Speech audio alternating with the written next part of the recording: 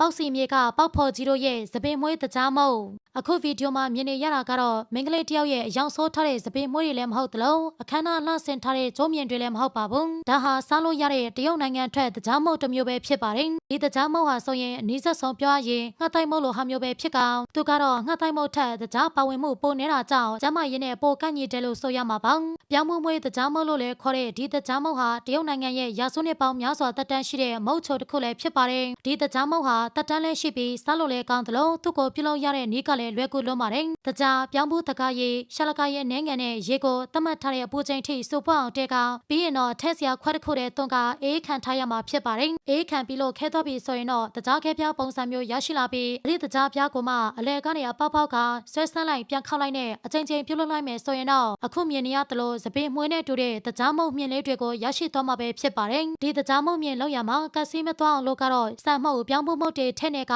ဆွဲဆန်းရပြီးအရသာလည်းရှိလောက်ရတာလည်းပြောစရာကောင်းတဲ့ချုံမုတ်တစ်ခုဖြစ်ပါတယ်။ကိုယ်အိမ်မှာပြင်းလို့ပဲဖြစ်ဖြစ်တငယ်ချင်းတွေကိုဖရန့်လုပ်ချင်တာပဲဖြစ်ဖြစ်စားလို့ကောင်းတဲ့ချုံမုတ်ဖြစ်တာကြောင့်ပရိသတ်တို့အနေနဲ့ဒီစပင်မွေးတကြားမုတ်ကိုအိမ်မှာလှုပ်ရှားကြည့်ကြဖို့အကြံပြုလိုက်ပါရစေနော်။အားလုံးကိုကျေးဇူးတင်ပါတယ်။နေ့ရက်တိုင်းအတွက်ပျော်ရွှင်ပါစေ။